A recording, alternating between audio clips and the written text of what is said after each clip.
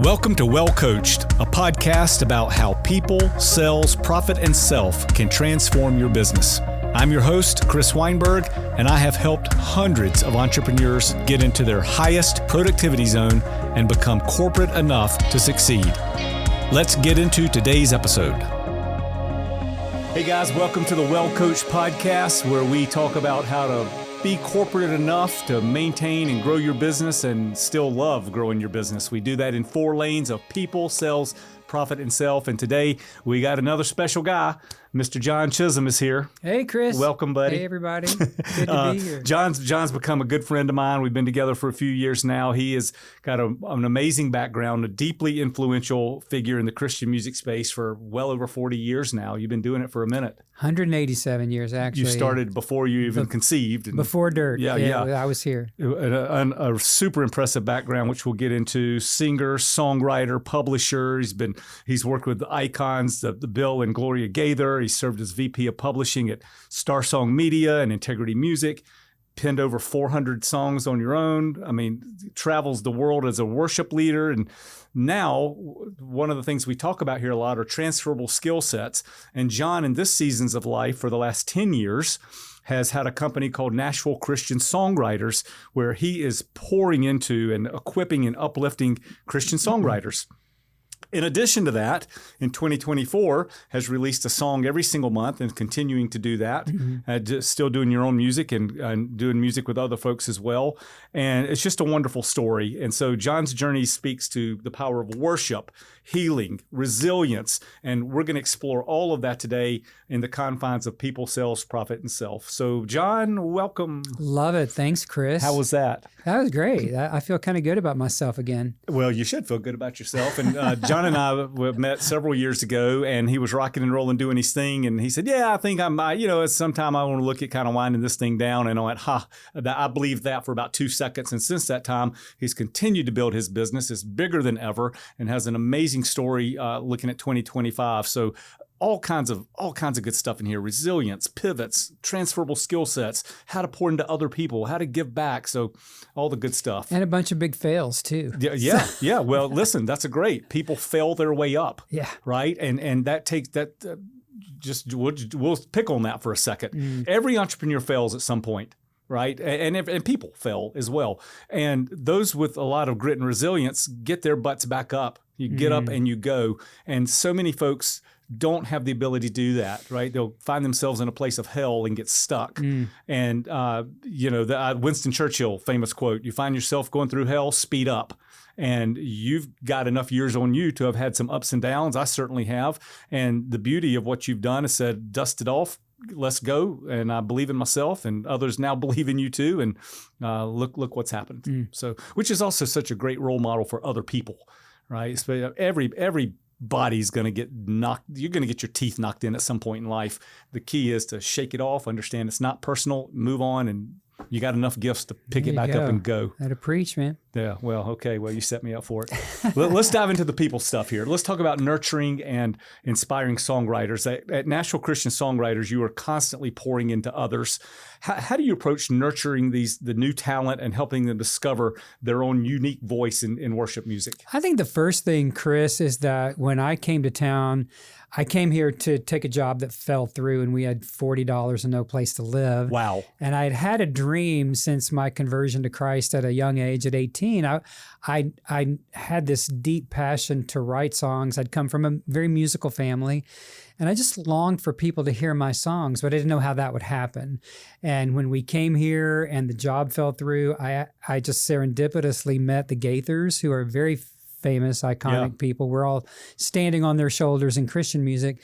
And they listened to some of my songs and signed me to a publishing contract. And that's when I started learning how to write music.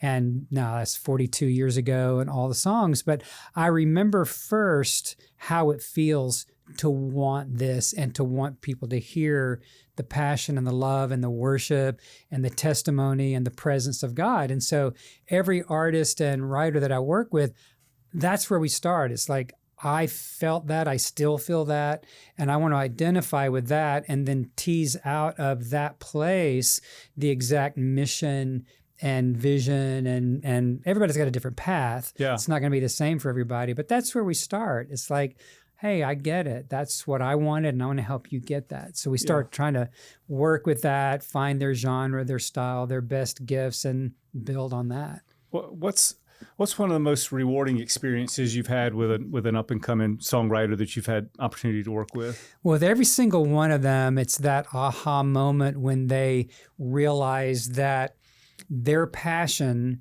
has to be channeled, if you will, over into excellence. Because everyone I work with has a deep passion. And that's one of the identifying marks for me when I decide to work with someone. It's like, how passionate are you? But like I was as a young writer, so many of them come in and they feel like whatever they put down on paper or they can strum a few chords and sing is great, just because they feel it. And one of the things that I try to go at is, just because you love Jesus doesn't mean everybody's going to love your songs. And so the most rewarding moment for me, however it happens, whether it happens after one coaching session or years of coaching with people, because everybody's on a different trajectory, when they get it, when it's like, bing, oh, I get it. I've got to boil.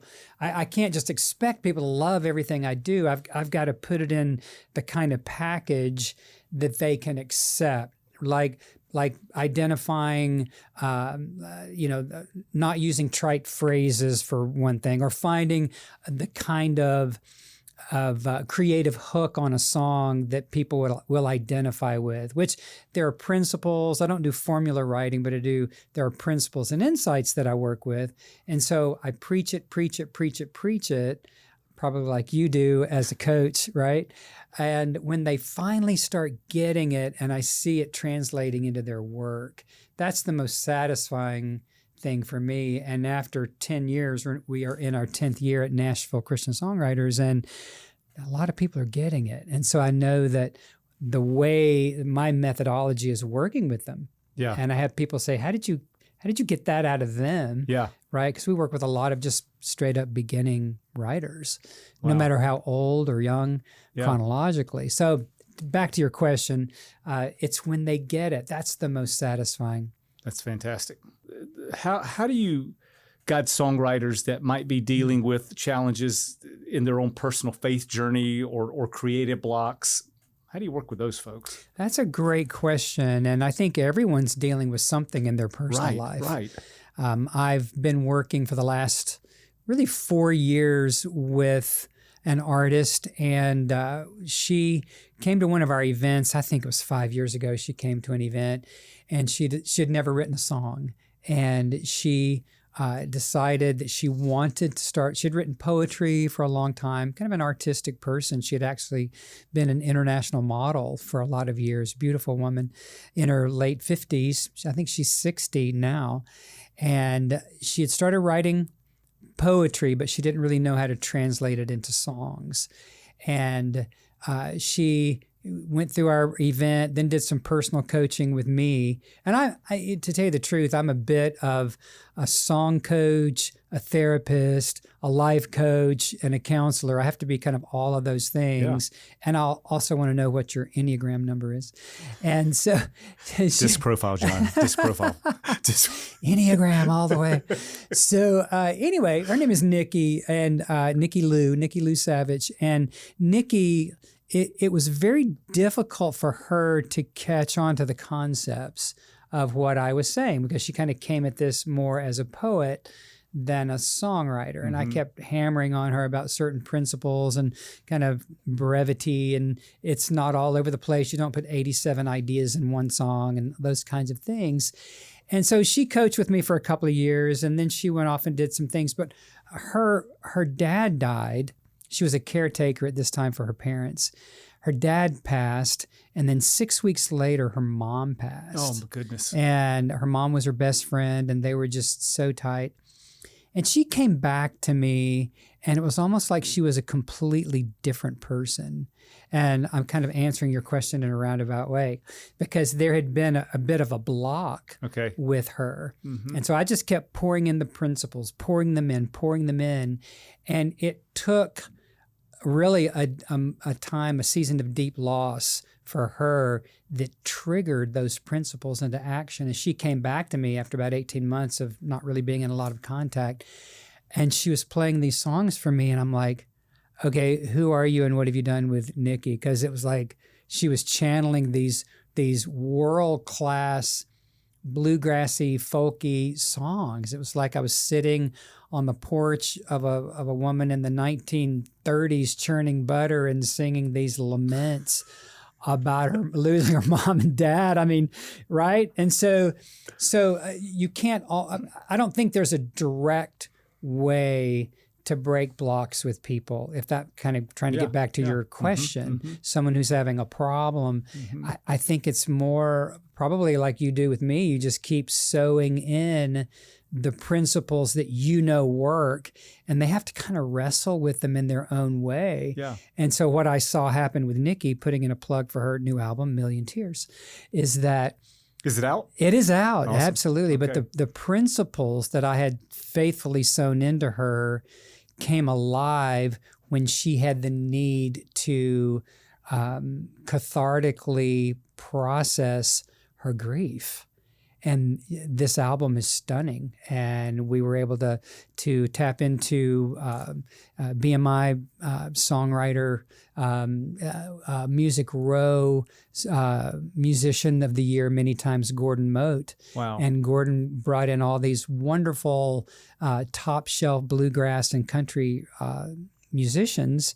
And the album is stunning. It's world class. That's amazing. So I hope I kind of answered your question. You did. And, you're speaking to in the people sells profit self, the people side for you is such a natural. And guys out there, team members, people skill development means everything, because as you grow in your career, you're going to develop some technical expertise, whether you're a songwriter, publisher, whether you're building houses for a living, whatever. Over the course of time, highly likely you're going to develop a skill set doing that.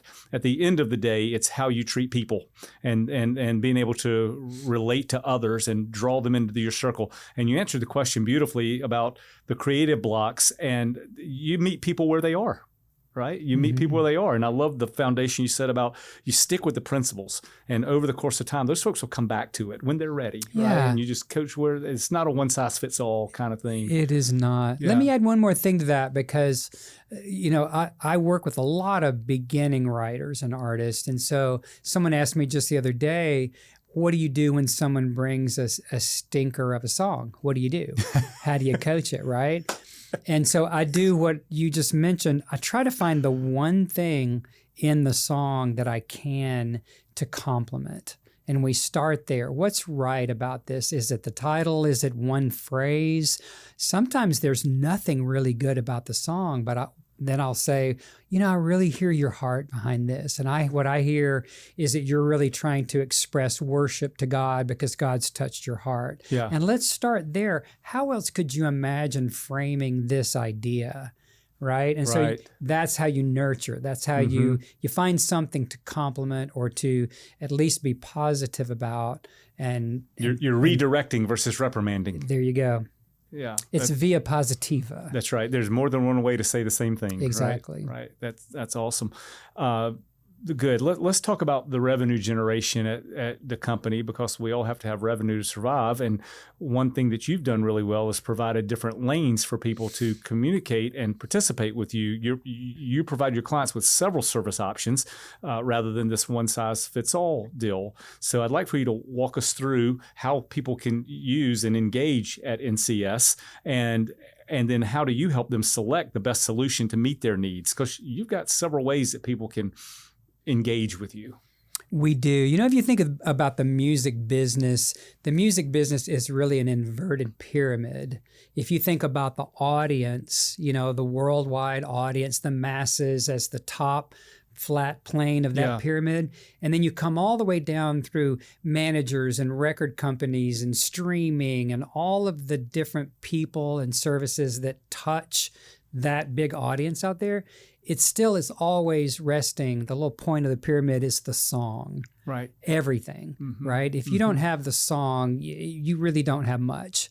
And we do a thing at NCS called the One Song Challenge, because we look at artists and we see that every artist has had a breakthrough song. Zach Williams with Chain Breaker, Lauren Daigle with You Say, and on and on and on. And so we want to encourage people to focus on the song in every program that we do. And when we started 10 years ago, because I'd been in song development with Integrity Music and with the Gaithers for 7 years before that, I have just always, the things that I've learned through all the beautiful coaches and mentors I've had, too many to name here, I learned the power of the song and how to craft a song that could break through the millions that are released every day, it seems, right? And so in every program that we offer, it's about the song. And when we started 10 years ago, I never dreamed we would become a record label, that we would be offering publishing, label services, and all the things that we do. I just wanted to be a song coach. I just wanted to share the knowledge that I've had. So to this point, we started with just some little coaching opportunities, some individual and group coaching. I wanted to start our podcast, Song Revolution, in 2017. We have about almost 200 episodes. We've had people like Bear Reinhardt from Need to Breathe. I've had Carrie Job, Matt Maher, Kim Walker-Smith, a lot of big names in the Christian music industry. But I've taught a lot, and there's a whole library of material around these topics. But what's happened over these years is that we have our free materials like the podcast Song Revolution. We have articles and blogs and different songwriter trainings that we do, online evergreen webinars that are lead magnets for the company. We now have a community that we're scaling, which you've been part of helping me think through all of that. So we have our base level paid level called NCS Community. And then we have our mastery program, which is group coaching, which we do periodically through the year, one-on-one with myself or with any one of our coaches who are wonderful. And then we've developed an artist development program because the need was there, because so many people had come up through our programs. They're like, I want to make a record. I trust you. I don't know who to go to. I have some money. Will you help me make a record? And so I got back into, I'd been an A&R director with the companies, but I hadn't done that in a while. But 3 years ago, the need arose. I was just naturally drawn into artist development, started becoming a producer. Okay, can I be like full disclosure here? I hate studio work. I do not like studio work. I really hate. I mean, they might not do it the same way as they used to, but back in the studio, I remember we'd sit there for hours while they're EQing a freaking snare drum, hitting the snare. It's like Chinese water torture. I do not like gear and plugins, and it's death to me. I want to be the executive producer. Right. And so I wound up stepping back into the A&R role with the independent artists that just were coming up through our community, right? And that was happening over and over and over. And you're the one, you said, all right, Chisum, you've got to tell the world that you're doing this artist development thing, because it was just under the radar. We were just coming up with pricing any way we wanted to. And you were like, nope, formalize the heck out of this and we're going to broadcast it to the world. So we've done that, and it's growing and growing. And then that necessitated that we start a label, because we had so much music that was bubbling up. And, and the record labels love them all, but they've got their commitments to their people. Right. They're doing their thing. So I knew it was going to be impossible for us to go pitch artists to other labels. So I'm like, okay, well, we're just going to roll up our sleeves and do it. So we now have everything from the free level, all the resources that we pour out as lead magnets, to the community, the group, one-on-one, artist development, which is our longest 90-day program, to our record label and publishing, and now label services. So how about that? We're insane. I need to check myself in somewhere. I don't know. You have a building that you can go to every day to check yourself into. And along the way, you have picked up some team members. We have, and that's challenging. And it's challenging, but it's also wonderful for the young folks that you're putting yourself around. Because I love the analogy of old bulls and young bulls, and we're heading toward the old bulls. But those young bulls, man, they're learning from us, and they're learning, and you're able to help them shorten their curve and see what good performance looks like. And those same business principles that were great 40 years ago, they're still great business principles. Absolutely. They might move at different paces and different speeds and all that, but basic good block and tackling has not changed. And you're able to shorten the curve for so many of young folks that you're putting around you, which is impressive. It's impressive. Thanks. The challenging part for me is that millennials and Gen Z and whatever the heck X's they are after that, they just think differently. Yep. And so I've always kept up with technology, and so that's a good thing for me because I'm on the same page with them technologically. There's nothing that they could do that I wouldn't know how to do. And I've done everything in our company. I've done social media. I've done evergreen webinars. I've done Facebook ads and Instagram. I've done all that. So I can't really be surprised. And I try to stay up on the latest kind of things, but it's more dealing with their mentality. They'd rather be in a coffee shop than in the office, right? I kind of get that, but coffee shops are kind of loud. That's right. Well, but it's their thing. That's a whole nother topic, but there's been office buildings around for thousands of years for a reason. and I'm a strong believer in group collaboration and seeing each other is more productive. Yeah. That doesn't mean all the time, but and I think you're doing a really good balance of that. With this deep background in publishing that you've got, how have you seen that sell side of Christian music evolve over the years, especially with the digital platforms? Yeah, it gutted everything, of course. Right. I mean, I was around before there were CDs. I mean, right? That some of your listeners might not even remember what CDs are. There were these little plastic disc things. We can use them for coasters now, but if there are any even in your house, I've gotten rid of all mine. I don't even have a CD player in my car. But I was at Integrity Music back in the day when all the digital things started hitting, and it was frightening because it gutted sales. Suddenly, it was just a whole revolution to the nth degree. And I was laid off one day among 50 people who lost their job in a day because, love you, Integrity. But, it's like, wow. And it was all pretty much because of digitalization. It just gutted the economy. Not only in the music world, but in the book world and everywhere else, possibly. But to come back around to present day, the game has just totally changed where music doesn't, unless you're Taylor Swift or Biebs or somebody, it's very difficult to make a lot of money from music itself. So the music becomes your marketing and your advertising so that you can tour and you can sell T-shirts and you can sell bracelets, and it becomes the merch and the personal appearances, which is really challenging for artists who don't really want to tour, or maybe they're not great performers. They can do well in the studio, but I'm releasing music, but I'm running my company. I'm not out there trying to tour right now.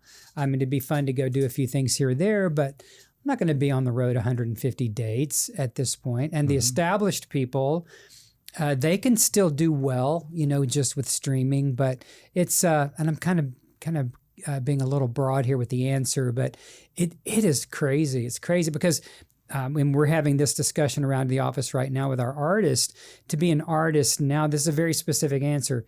To be an artist now, you're signing up to be a content creator. You right? Right. If you don't have a social presence and gain a platform, and that's what we teach in our artist development program is how to do this thing.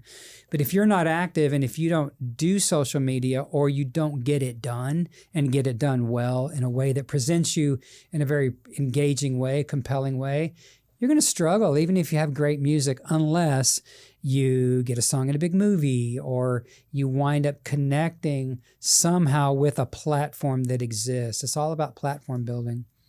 Okay. Well, next question around that, then what role does storytelling play in selling and connecting audiences to worship music in today's culture? It's everything. It's everything. Even in worship leading, you think of worship as it being all about God and all about getting people to sing, to God. Right. But there's a huge amount of storytelling, not only in the song, but even in the way that they do digital media. And you look at the big ministries, historically Hillsong or Bethel Music or Elevation or Gateway, the big churches, the big mega ministries who are now very, very popular all around the world. Maverick City, for instance, they're really storytelling in everything they do.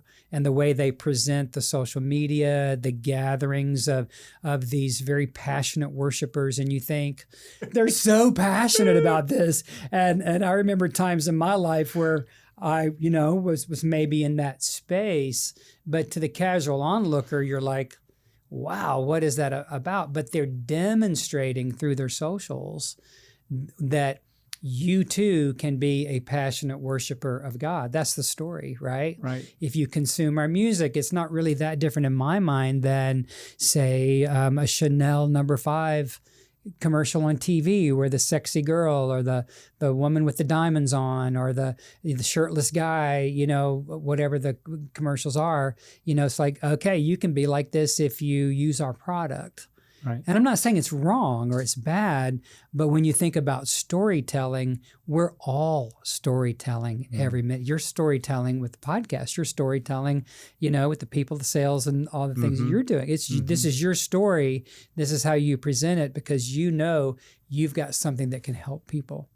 Awesome. So storytelling is everything. It's everything because we're storytelling machines, right? We're always constantly telling ourselves stories. Yeah. And just to go a little weird for a moment here, I'm a huge student of motivation, of understanding the human psyche, consciousness, everything that's going, psychology. I could have been like a counselor, or I really have been a pastor all these years because I'm very sensitized to the story we're always telling ourselves. And I have my own struggle with negative stories that I tell myself sometimes, and that's when things start going down, right? Yeah. And we all do it to one degree or another. And so the insight, whether you're a creator, you're writing songs, you're doing a podcast, you're coaching, you're whatever it is, to stay in a place where you're telling yourself the right story. You're telling yourself the positive story. You're telling that inner talk. Our mutual friend, Katie Gustafson, is so great at this, right? Love you, Katie. Big shout out to Katie. Katie. She's so good. But with the Enneagram and understanding that number 4s like Katie and I tend to be very morose and introspective and grandiose, and it goes from the mountaintop to slitting our wrists. But it's like we've got to get ourselves in a disciplined place of telling ourselves the right story.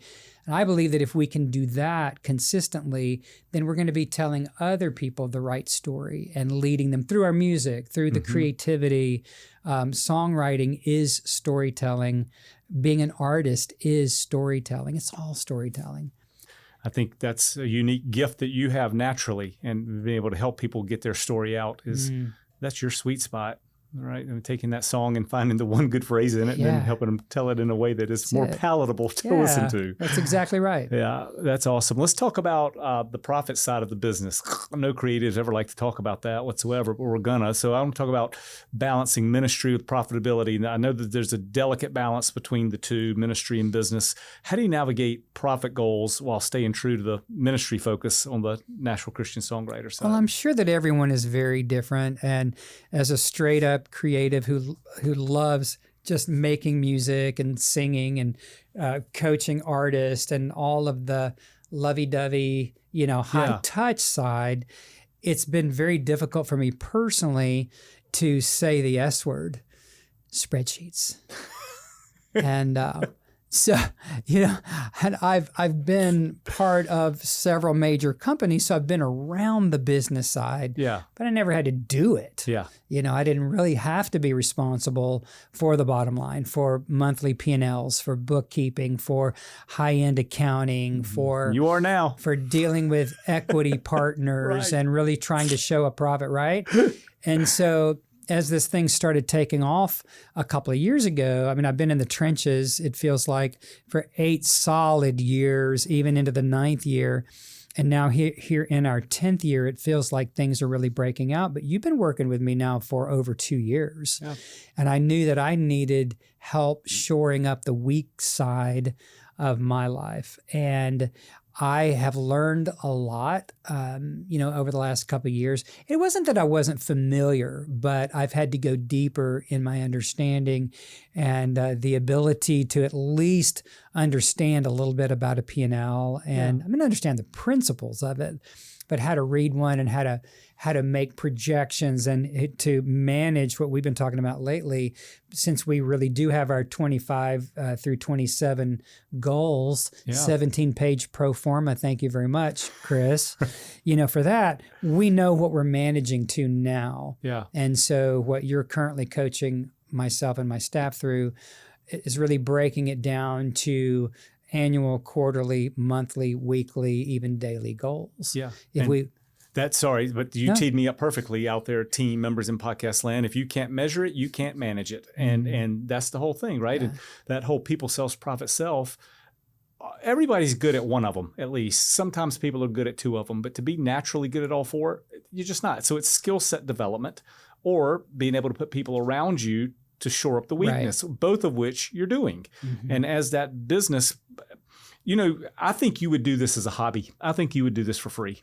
But all of a sudden, years ago, it turned into a business. So we got to treat it like a business, right? You got to be fiscally responsible to yourself, which also makes it fiscally responsible to the clients, which if there's investors, it's fiscally responsible to them. And we've done a good job of that. We do have targets for next year.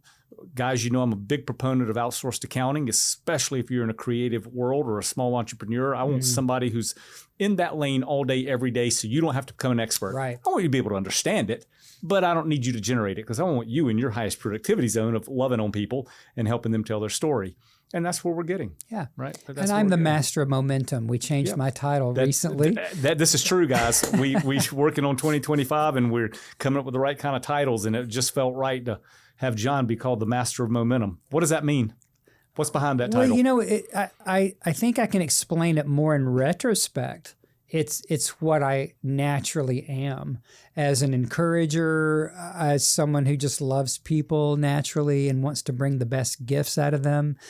It just feels right. And what I've been looking for the last 10 years of the business is who are we going to serve?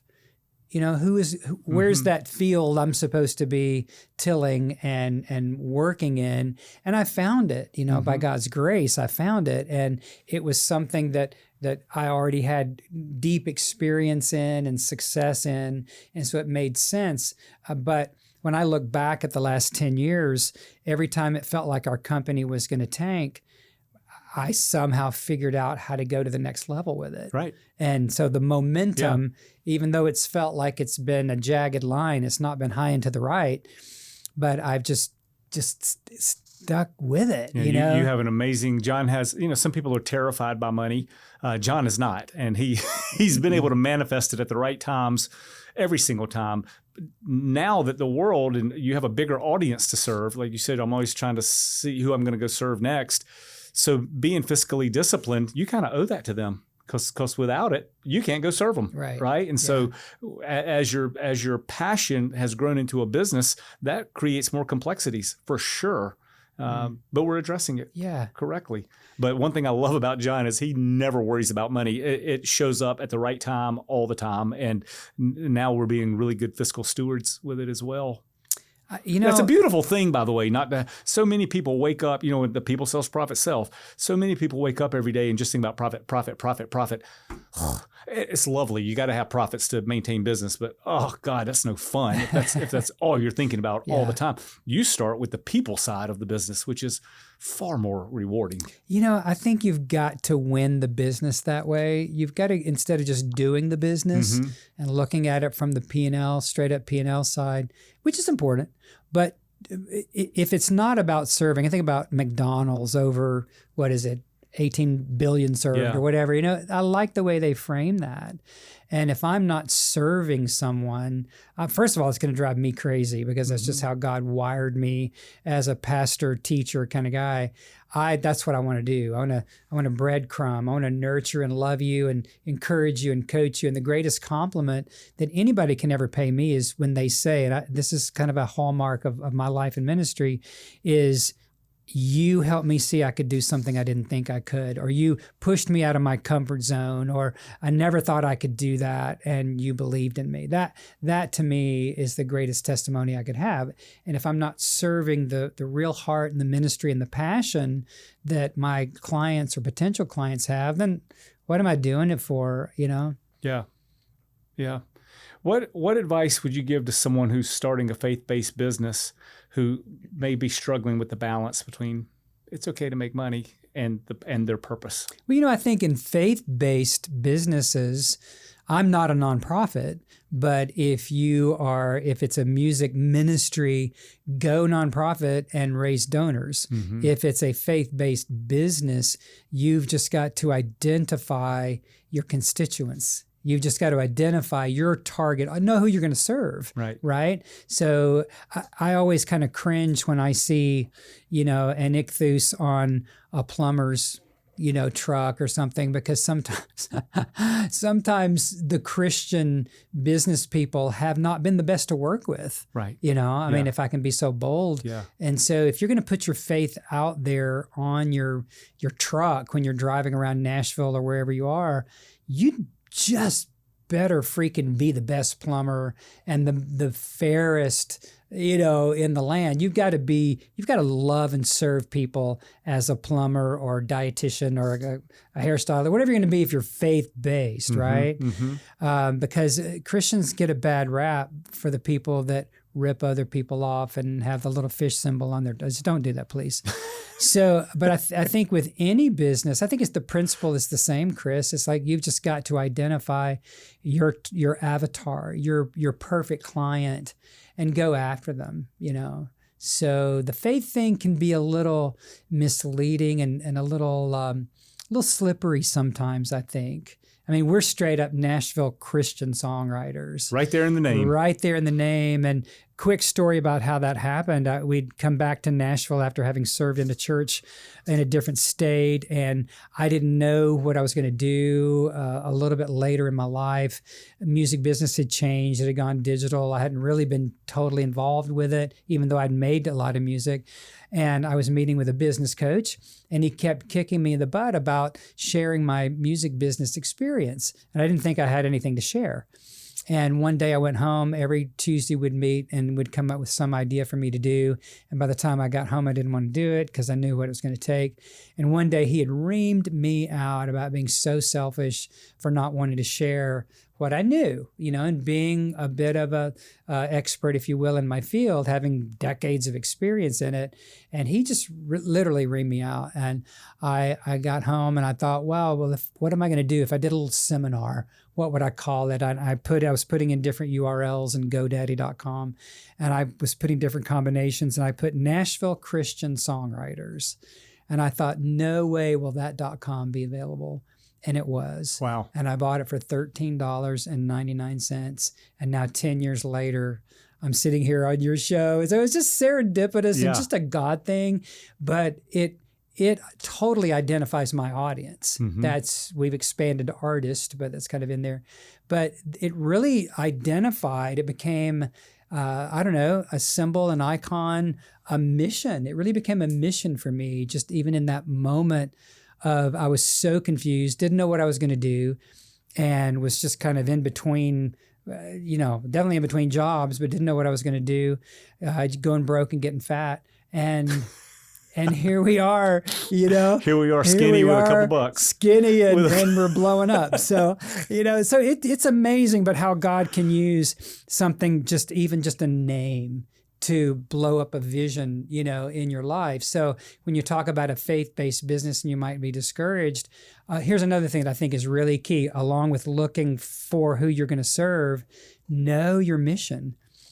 And I and look for what you're good at, Mm-hmm. right? Mm-hmm. And in that moment, I think maybe that explains it a little better, that in that moment when I found Nashville Christian Songwriters.com, it was like a little mini atom bomb in my soul. Yeah. And I knew that was it, even though I didn't know what I was going to have to go through to get here. And that was when I started learning how to do business. Okay. Just like 42 or 3 years ago when I got signed to a publishing deal with the Gaithers, of all people, I didn't know how to write a pro level song. And that's when I started learning. Okay. And when the business started 10 years ago, that's when I started learning how to be an entrepreneur and a business person. So those two things, Mm-hmm. know what you're good at. Well, maybe three things. Find who you're going to serve and your mission.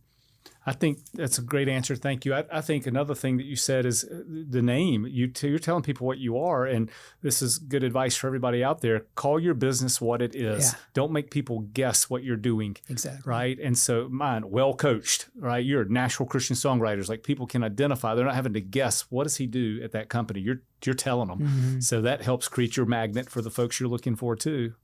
So that's awesome. Let's talk about self a little bit. You've described this journey of healing and worship. How has your own spiritual growth influenced your career and the way that you approach songwriting today? Well, it's been everything. Like I said earlier, I had a very dramatic conversion to Christ at 18 years old in Memphis, Tennessee, and was just out of drug, sex, and rock and roll. Yeah. This would have been I want to say it was a long time ago, 1976, and we were still out of or maybe still in the hippie era. What a fun time. Movement. I mean, and so that was just my life, and I didn't grow up in a Christian home. We didn't go to church, and we were a very musical family, but I didn't grow up in church. I didn't know who Jesus was.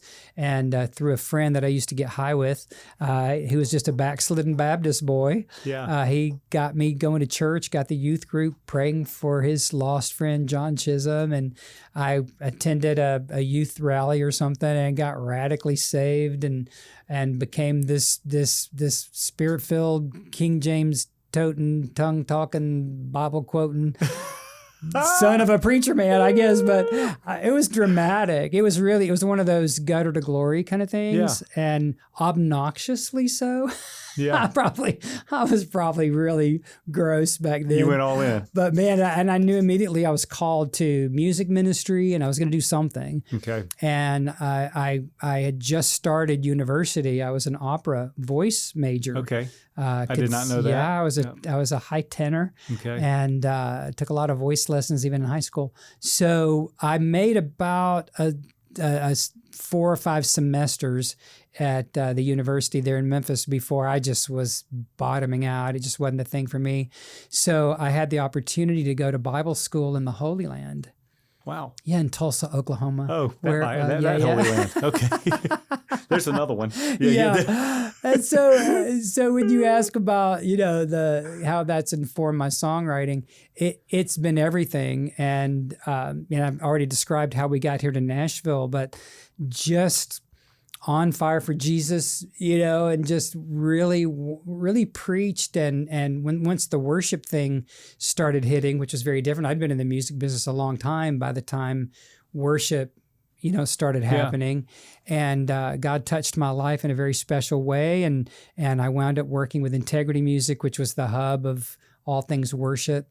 And wound up writing several hundred songs in that catalog and managing 18 songwriters and traveling the world, making records with Integrity and teaching on worship. And it's been quite the journey. Yeah. And because music is plug and play, I've been a bit of a theological mutt, and people that are devoted very specifically to their theology, like whether it's Presbyterian or Southern Baptist or Episcopalian or whatever, or Reformed, they're probably not going to like me very much because I've been in all of those. Okay, right. Non-denominational, charismatic, Pentecostal.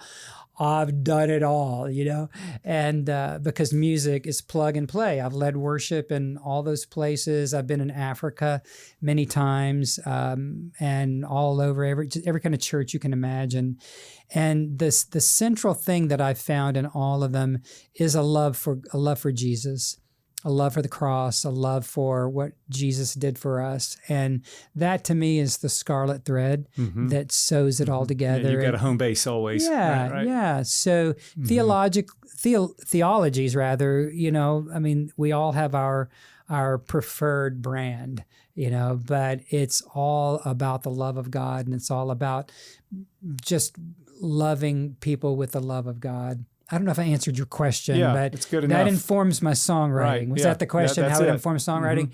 It's all got to come back to that. And because I've been through a lot of emotional healing and continue to seek that every single day,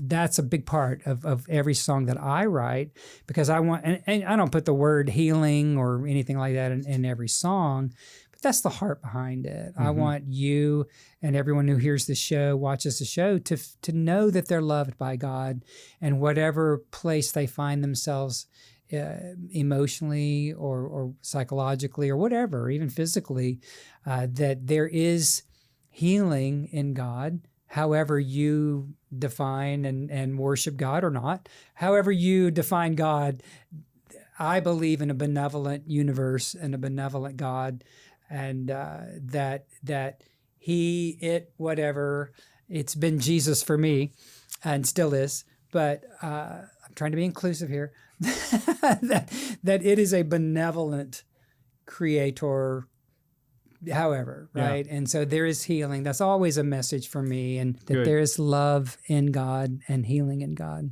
And that comes out in your music. You're a busy fella, and how do you keep your sanity? And let's talk about the self part. What do you do to take care of yourself and unplug? Ooh, that's a good one. I don't think I'm that good at it, to tell you the truth. That's probably an area that I need to grow in a bit. I have lost a lot of weight this last year, which has been very healthy for me. Yep. I had a heart attack 5 years ago when I was probably at the worst point in my business. I was trying to do everything. I didn't have a staff. I was very nervous, just taking everything very seriously and just gutting it out, 12, 15-hour days. And I had a heart attack, and it could have dropped me dead. It was the Widowmaker, and the cardiologist came out of putting the stent in my Widowmaker and asked my wife, what does he do for a living? Because none of the other arteries were clogged. It was just that one, and it was like 98%. And they say that the biggest symptom of the Widowmaker being a problem is death. That it usually drops you dead before you know it. And that was a bit of a game changer for me. I had to stop doing some things in the business. We took a big break from our podcast during that season, backed off some programs, just had to, it was just forced to. And my wife has been a fitness instructor most of our lives, and so I know all about fitness and nutrition. I could teach an impromptu class here. Yeah. But if you'd like to get up and do some of that. I could do that. I could do a few squats here. But the thing is, it's a bit off and on for me as far as the exercise and walking and stress management. I think I'm doing better. I don't want to sit here and lie on your podcast, but I have lost quite a bit of weight, and that's brought all of my cholesterol and my blood pressures that of a 17-year-old. Fantastic. Thank you very much. Fantastic. My energy is high. It's I thought for 2025 one of the goals is to work on your energy. Not that. That's not that. And plus, the other thing is you married a saint. I mean, I've had the pleasure of knowing your wife, and you married a highly supportive partner. And folks, when you're out there, if you don't have a partner yet and you're seeking one day, be careful, because it makes, if you're an entrepreneur, it makes all the difference in the world to have someone who can support your vision, put up with your BS, put up with your tough days, celebrate the victories with you, pull for you, cheer from you. And so oftentimes couples get into competitive nature by accident when one's an entrepreneur and starts taking off, and it's hard for the other one to know what's going on or be supportive. You haven't had to suffer that. You have someone that is a wonderful arms around you blanket when you come home, and that makes all the difference in the world. St. Donna, we're in our 45th year. Yeah. And there have been plenty of opportunities through the years to just walk away. Yeah. And she has not, and I have not. And we've held on for dear life a few times. Yeah. And God sees us through, and we're committed to see each other through. It's not perfect. No marriage is. Yeah. But we've been committed to the third person in our marriage, God, and to our commitment to one another. And and out of that, you have an amazing daughter who's just kicking tail and taking names. Absolutely. John, thanks for being here today. This guy is a story for everybody to look up to. It's one of resilience. It's one of being able to pivot. It's one of an amazing grit and of service. And the combination of those things, you just about can't fail. Life is a series of up and downs. People don't fall on top of mountains. You have to climb them. And that's what you've been doing for decades. And the best part of John's career is not here yet. It's coming. He's had an amazing career, but I can see it so crystallized. And I know you're excited as heck. And what you're doing for folks is amazing. And younger folks, they have a lot to look up to you. So thank you for sharing that story, and thanks for letting me be a part of it. My privilege. All right, team, go check us out on YouTube and all the favorite places, Spotify. Tell all your friends and hit that share and like button. Thanks a bunch. See you next time.